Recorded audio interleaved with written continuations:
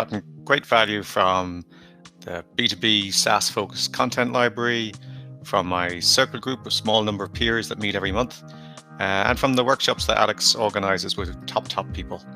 If Alex was running acting workshops, he would have a How to Cry in Movies workshop and bring along his best pal, Tom Hanks. I mean, it really is quality people that he organizes. Welcome to the SaaS Revolution Show. Auren Hoffman, CEO at SafeGraph. Welcome, Auren.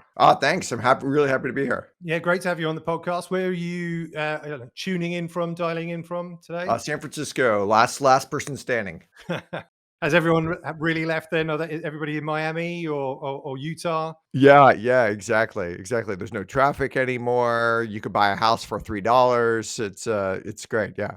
That sounds good. So I must come over and check it out. It's been actually a couple of years since I've been to San Francisco, obviously because of the pandemic, but it seems like things are getting a little bit better. I know the Delta variant and stuff still is sort of lingering around, but things are definitely improving, it feels. Yep, absolutely. Good. Well, Auren, we're not here to speak about the pandemic or San Francisco, but it's good to know where you are. Tell us a little bit about yourself before we get into the meat of the podcast. Who is Auren Hoffman? Oh, sure. Well, so we CEO of SafeGraph. We sell geospatial data. And prior to SafeGraph, ran a company called LiveRamp. LiveRamp is the largest middleware company for marketing technology, to basically connect marketing technology companies. And what about you as a person? Any insights outside of being a CEO? Well, any hobbies, family man? What do you do outside of San Francisco? Yeah, I spend a lot of time with my kids. A lot of they unfortunately they beat me at board games a lot, so that's my big thing.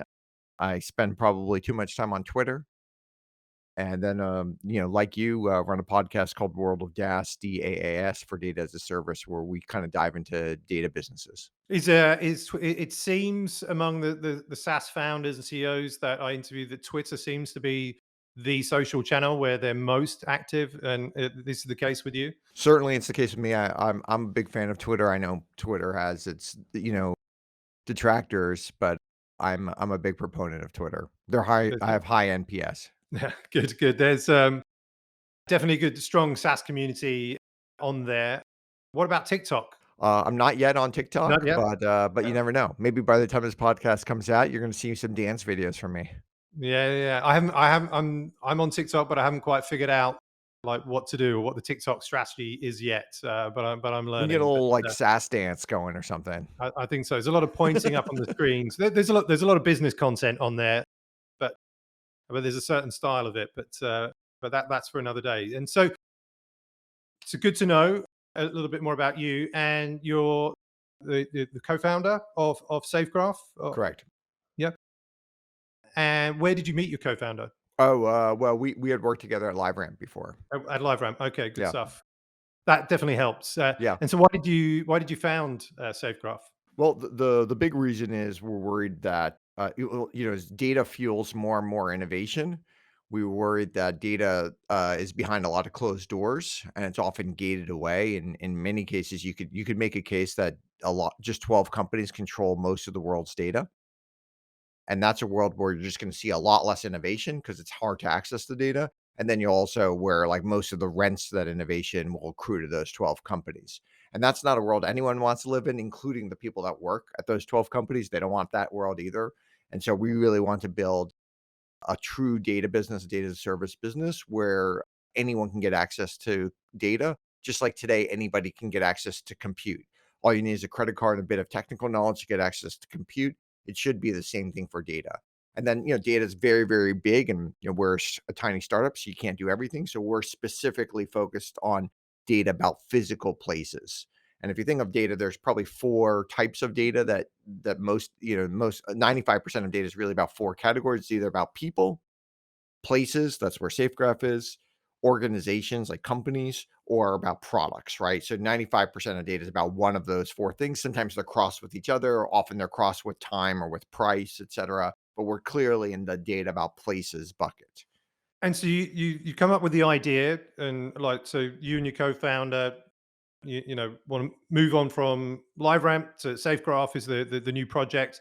how did you turn that idea, into the product? What was the story about how you went about this? Well, we actually started with a different idea, and then our goal was to buy data about physical places. We figured that was more of a solved problem already, and so we went out to buy. There's thousands of companies that sell data about physical places. The market's been around for 50 years plus. So we just assumed it was already a solved problem. We could buy the data about physical places. And what we found is that there was no data source that we could find that was more than 50% accurate.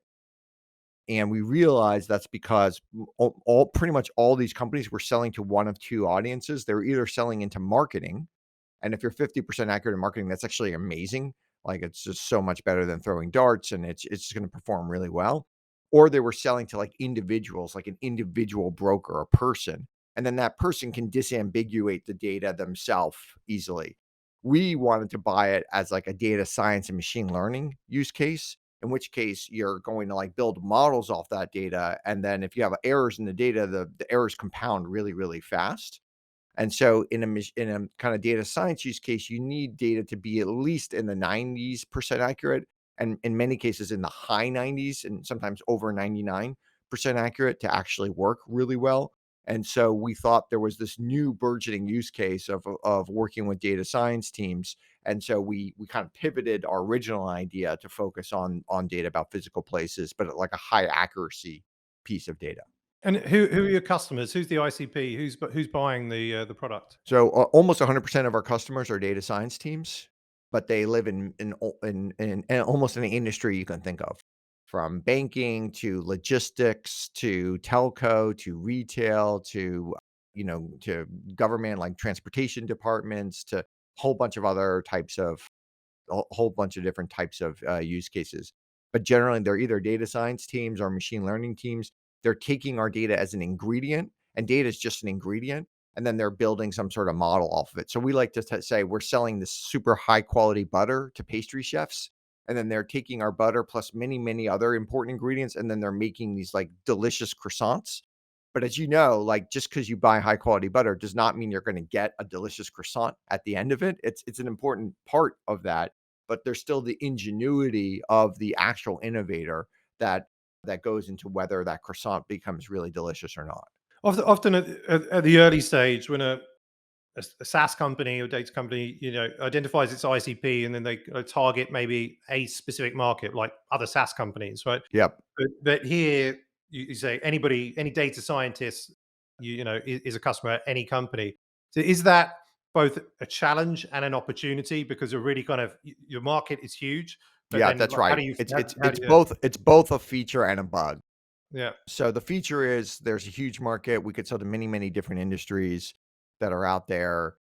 The bug is that it's not like we're just selling like CRM software to dentist's office, and you know who all the yeah dentist office are, and you can even, okay, it has to be dentist office over 5 people, and then you have like a very, very targeted place that you sell to, and there's kind of a repeatable go-to-market system. In our case, like when we sell to the insurance industry, it's very different than when we sell to private equity, which is very different than we sell to logistics companies, which is very different than we sell to retail, which is very different than we sell to government agencies. And so each of those go-to-market motions have a very, very different flavor to them, and different marketing, different product marketing, sometimes different other areas of expertise. Sometimes they want different types of products. So if you think of data as rows and columns, you might want different rows or different columns or different geographies, etc. So it is a challenge to go do that. The problem with selling data in general is that there's still not that many buyers for data, because there's just not that many super sophisticated data science teams that can buy external data. There's probably 10 times more buyers today than there were 3 years ago. So the number of buyers has gone up dramatically, but it's gone up from a very, very small number. So our bet when we started this company was that the number of buyers was going to increase quite a bit, and it's increased 10x roughly since we started selling. But it's still a very, very small number, and our bet is that it will continue to increase rapidly. But if you think of the number of retailers that can actually buy external data, it's very small. Even hedge funds, there's 11,000 hedge funds in the United States. There's maybe 100 that are active buyers of alternative data. So we're talking about 1% or so of hedge funds that can actually buy data today. Now there's maybe another 1,000 that are making the investment to buy alternative data, and you could see over the next 5 years the ability. And that's the same of any industry, whether it be retail or logistics or real estate, or you just go down the list. So what was the launch story, given, you've got you've got data scientists, so, narrow sort of like specific role, a broad market. How did you launch and go to market with SafeGraph and get those first customers? Well, we did what a lot of startups do. We just started emailing random companies and asking if they might find it interesting. And our very first customer was one of the largest telcos in the United States, and so that we got lucky. And they're extremely smart. They have a huge, data science team of like 1,000-person data science team. They're a very, very demanding customer. They needed us for many, many different things, from network planning to marketing and advertising to a whole bunch of other like really, really core things to their business. And they were not satisfied with the current vendors that were selling them data about places. So they took a bet on us. Our product today is probably 100 times better than it was when they bought our product back then. So they took a bet, and they took a bet that we were going to continue to improve it. And they're still one of our favorite customers to work with today. And they were our first customers for 6 months. And we would literally like go there and we'd sit with their data science team and ask them why, what was, and then we would see the errors, and they were and every time you'd see like a bug or a problem or, data, really, if you're selling data, what you're really selling is facts. And the most important thing in these facts is that they're true. And especially when you're selling to data science teams. And so every time we sell billions and billions of facts, they can't all be true, but it's really embarrassing when even one fact is not true, right? And so we were being embarrassed all the time in the early days. But luckily we had a great first customer that worked with us, that helped us, that made us got better, that would yell at us when we get things wrong. And you really need those demanding customers to make sure that your data is better. So I would say we got a little lucky break as in our first customer being a global, one of the biggest companies in the world, and to really help us focus on our product. I used to sell to telcos in a past life, like enterprise software platforms, and enter into like 2-year RFPs, Yeah. and get to that final stage, and then you lose out to, you come second or something like that. With a fantastic, obviously getting a big customer early on. How long was the sales cycle for this? Yeah, telco? so it was really interesting. So we somehow we started to work on this product, but we were not anywhere near to finish. And we found out that this telco had an RFP process going on. And so we were probably the last place in there, and we just got lucky. We were maybe a 15-person company at the time or less. And so they let us into the thing, and there were 8 other companies. So total 9 companies in the RFP. One of the great things that this telco did, which I thought was, and it's still pretty rare. So what they did is they had a ranking system internally of 40 different criteria. And then they didn't tell you who the other vendors were, but they told you after they evaluated all the data where you felt for each of the 40 criteria, how good were you from 1 to 9 of each of the 40 things, right? Which is amazing feedback. So there were a bunch of things. We ended up winning the RFP. So there are a bunch of things we were 1 on. There were some things we were number 2 on, but there were also a bunch of categories we were like 8 and 9 on too, right? So Yeah. it was really great to get this feedback as a roadmap of where we can improve our product. And what was crazy is, even though we were only working on this thing for a year, a year prior, they did a very, very rigorous study. And even with a terrible product, I mean, if you think of our product was 3-4 years ago, it was a pretty bad product. But even with a product that we weren't proud of, we still came out on top then. And so they realized that, and they realized we were going to improve at a rapid rate, because even within the process, they would see different versions of our product, because let's say we were releasing every month, and they saw how those versions were dramatically better than the ones from the prior months. So they were able to take a bet at us. But again, we got lucky. They already had a process going. We didn't have to convince them to go do it. They already had a very, very sophisticated team working on it. They had a very, very detailed RFP going. They knew how to evaluate this data, which most companies don't. So they don't even know how to do the evaluation of the data. They did a bunch of smart things to see can the demo. The problem with data is you could say, hey, I want this type of data, and then they can have like humans go look at it, right? And give it to me in a month. So what they did, which was very smart, is they said, we're going to send you an email at 9 a.m. on Wednesday. By 11 a.m. on Wednesday, we want all the data, right? There's no way to can that data. And so, and most of the vendors couldn't even like cut the data during those 2 hours. Like they didn't even have the process internally to go do that. And many of them asked for like multiple week delays. So we didn't even know that was allowed. So we just like cut the data in like 1 second and sent it over to them right away. So we also got the data to them the fastest too, because we didn't realize you're allowed to do delays or that was even like a thing. So it's really great to have a first customer at LiveRamp.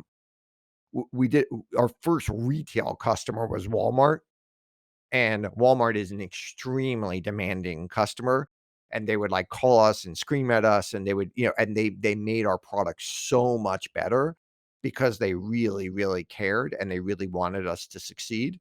And those are the customers that you live for, and those are the customers that can really make a company. There's something absolutely true, but something to be, I guess, mindful when you have these bigger customers, and you hear about it a lot, that then they start to dictate perhaps the roadmap a little bit and say, can you develop this feature and this feature? And what happens in that case? Do you Yeah, given that they're the big customers? these are always these hard questions, and there's no easy answers, right? So, so you have to make you have to try to figure it out. Like, is this something that's just a snowflake for this particular customer? Because in which case, it doesn't make sense to go do it, and it may make the customer a little bit unhappy that you're not going to do this snowflake. But they also understand, like they want you to be around, they want you to be successful, and they want you to sell to other people. Or is this something that they're asking actually something that a lot of other people really would want?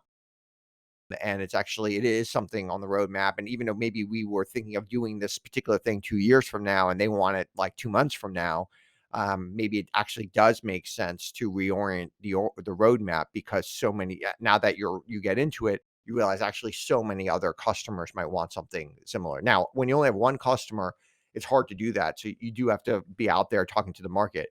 When you get to 100 enterprise customers, much, much easier to make those decisions, because now you can go ask your customers. If somebody asks for something, you can go ask everybody else. And if 15 other people raise their hand, like, oh, this does seem valuable, maybe I should prioritize this particular thing. Given that you run, I guess, a data business, so like, why you're obviously understandably passionate around the topic. Well, why do companies need to be data businesses, do you think? Well, companies don't need to be data businesses. So, and data historically has been a bad business because there weren't a lot of buyers for data. And so the number of buyers, as I mentioned, is increasing dramatically, but there's still not a ton of buyers. Like if you want to sell data to retailers, there's maybe 12 buyers or something to buy data right now. Now, in the future, there might be 1,200 buyers, but that might be a pretty far in the future. So you really have to understand like the data business. If you're a data science team, the first thing you're going to do is evaluate your own internal data before you buy external data. And most of these companies produce a lot of great internal data. And that internal data could be around pricing, it could be around your supply chain stuff, it could be around how do you pay your employees, or employee retention. I mean, there's so much good data that every single company produces. And so there's a lot of low-hanging fruit for a data science team just to work on your own internal data. At some point, you start to juice everything that you can from that orange on the internal data, and then there's a little bit of an asymptote that you reach, and then it makes sense to start investing. Only then does it make sense to start investing in external data. So with a 4-person data science team, maybe you should be focused 100% on internal data. As you've had that data science team for a while, and you start to grow that data science team, you grow the capabilities, you grow the tool sets, then bringing in that external data starts to make a lot of sense. What about in terms of being data-driven SaaS company, right? I guess SafeGraph is a SaaS business, SaaS model, a data business. How do you use data to kind of run and drive your own business? Oh, how do we use like data internally? Yeah. Yeah, I mean, well, I mean, probably not too different from any other company that's out there. In startups, it's sometimes hard to use data to actually figure out what you're going to do because a lot of it is really having a belief of what the future is going to be. And you can use some data to help you predict the future. But a really good startup is where I have a belief of the future that most people disagree with, right? When we were talking about most people, we're really talking about most smart people disagree with, not most dumb people, right? And if most smart people disagree, they're also seeing data, they're also collecting data, but yet they still disagree with where the future is going.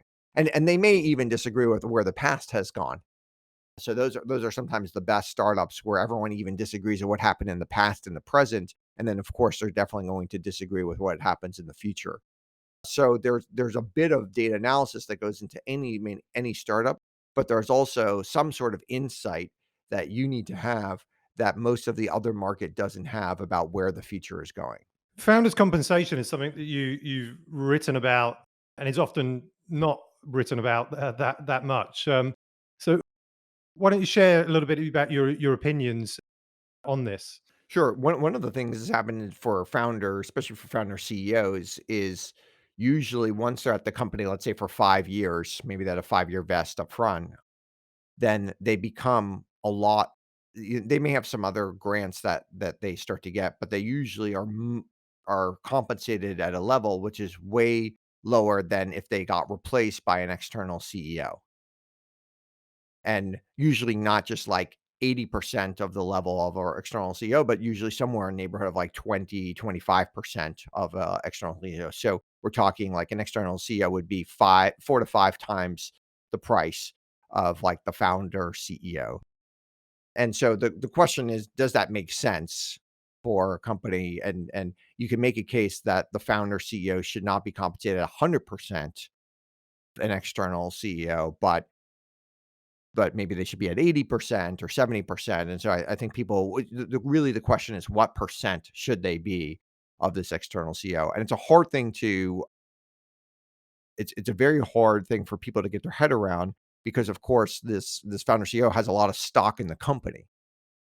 But really what you have to look at is like if they got hit by a bus, right, then they still have that stock in the company, or at least their family still has the stock in the company. And so really what you're talking about is like the go forward compensation of how to keep them motivated, et cetera. How much is so you're a Series B at the moment with SafeGraph, is that right? Correct. How much have you raised to date? We've raised 61 million.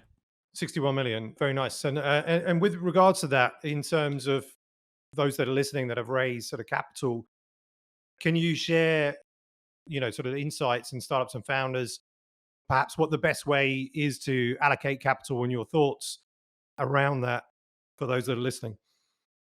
Well, it's very difficult to I think there are things that are working that you want to invest more in. And those are the very, very simple things to do that. You're selling well, and you have these enterprise AEs that are selling well, and so you should hire more AEs or something, right? Or your paid marketing is doing really well. You should increase your budget for paid marketing or something. So those are the easier investments, and those are usually these investments about how to like compound things that are already, it's kind of the one to end compound things that are already doing well. And then you obviously can't overinvest in those areas. You can't, if you can't go from 10 to 1,000 AEs in a month or something, and but you can start to do that often in a linear fashion. The harder thing to figure out is these 0 to 1 investments. So you want to layer on something very new, a new type of product or a new type of go to market strategy, or some sort of like something that's new and has a high likelihood of failure. You can't put like 100%, or you probably shouldn't put 100% of your budget into that particular bet. And so you have to figure out how to size that bet in an appropriate way. And that bet might be, there's people working on it. Maybe there's other, if you think of the bet in dollars, there's maybe compute, there's maybe other things you have to do. And then there's some sort of opportunity cost. If you do this, you're not doing some other type of thing.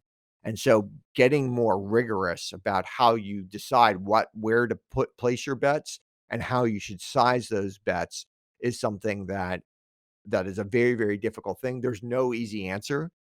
You're always going to be wrong. You're either going to size it too high or too low, right? Like you're never going to be right about it, but over time you can get better, you can hone it. And there's certain data that you can use to help you, but in the end there's also some analysis and sometimes you just have to make a call. And the hard thing is, how do you unwind these bets? So how do you know when you should, if you're investing $1 million in a year in a particular bet, how do you know when, if it's not going to plan, how do you unwind it? Like, and do you go from 1 million to zero? Do you go from 1 million to 500,000? Do you keep the bet going, but then you just feel like you didn't execute and you change the people who are working on that bet, right? So there's all these different decisions that one has to make over time. That's great advice. Thanks for sharing. And if we look at, I guess, from when you started SafeGraph to now, what are some of the key learnings from your experience to date in growing the business, that if you could distill it down into a few points and share with the audience? Well, I would say the biggest learning I've had in my career is is do everything possible to avoid good opportunities. And I think most smart people, they get trained early on to differentiate between good opportunities and bad opportunities. And I think early on in your career, if you're 21 years old or something like that, like it makes a lot of sense because most of the opportunities you see are bad. And so you want to select the good opportunities that are out there. As I get a little bit more successful, you're going to see more and more good opportunities. And what you really need to do is wait for the great opportunities. Because if you just work on the good opportunities, you're going to hit a local maxima and you're just never going to advance at the rate that you need to. And this is very, very difficult to do. So, and a lot of great opportunities are kind of disguised as bad opportunities, whereas most good opportunities get a little bit more obvious over time.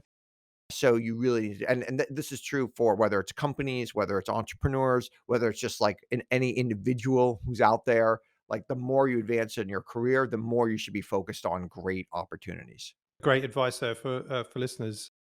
Well, what about in terms of your learnings as a CEO? How do you learn, like as you go? Is it through on the job, through a support network, through other CEOs, mentors, coaches, All the above. all of those? Yeah, so, I mean, I think you have to constantly be wrong, you have to constantly and one of the things I do is I write a lot, and so whether I blog a lot externally, but I also write a lot internally, and that helps you kind of, like, at least put your thoughts on paper, it really helps you understand something. And one of the things that's interesting is how often I change my mind. There's something I may have wrote about 4 years ago that I completely different disagree with, whether it's a recruiting strategy or some other type of thing. And I could change my mind because, like, I literally changed my mind about that thing, or the facts have changed, and maybe that was the right strategy 4 years ago, but that's no longer the right strategy today. I think the other way to really learn is to really do everything possible to put yourself in a box. So the smaller the box, the more you can master that particular box. And I think this is something that's very, very difficult for smart people to do. And a lot of smart people are really about increasing optionality. And their whole life has been, I'm going to go get an MBA, which is about increasing optionality, or I'm going to do all these things in my life to increase optionality. And I think most of the best things in life are about how you've systematically did things to decrease optionality, whether it's in your personal life, like getting married is the ultimate decrease in optionality. Having kids like decreases tons of optionality, but in businesses too, it's really saying we're in this box and we're never going to go out. Not we're not going to go outside it for the next year, but literally saying the word never. We are never going to go outside this box. We're going to stay in this box. We're going to confine ourselves to be in this box. That really creates a lot of clarity thinking because it limits your learning space of what you have to really, really focus on. And it also just eliminates a lot of mental distractions as well. So for SafeGraph, we have a very, very clear box. Like, we're selling data, just facts. We don't do anything else. We don't do analytics. We don't do software. We don't do visualization. We don't do services. We just sell facts about physical places. That's it. And that's all we're going to do ever. And so we really, really try to hone that into that box. And then your learning moves much, much faster. Definitely staying focused on that one thing. I think also great advice and strategy for growth, becoming the best in the world at that one thing.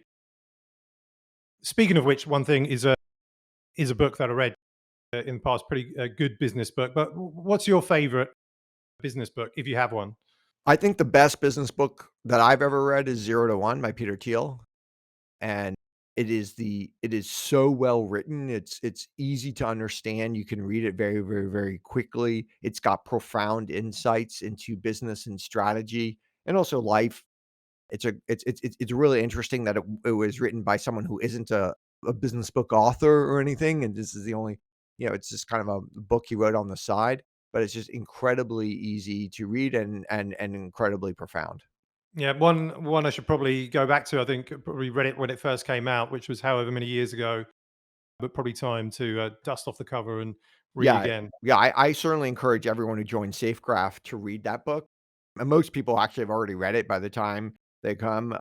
Again, it's a quick read, so you can read it very, very fast, which is nice. And it's easily while the concepts are profound, they're really easy to understand. Where can people find you online, and SafeGraph too, if they're interested? Yeah, absolutely. Well, they can check if they're if they're a data nerd and they're super into data, they can check out our podcast, World of DAAS, DAAS. And then as I mentioned, I'm a prolific person on Twitter. So Auren, AUREN on Twitter. Come see my napkin graphs or, other random musings that I have. Awesome, good stuff. Well, Auren Hoffman, CEO of SafeGraph, thanks so much for taking the time out today to share with the SaaS Revolution Show and the SaaStock audience. Really appreciate it. Thank you, Alex. It's been a pleasure.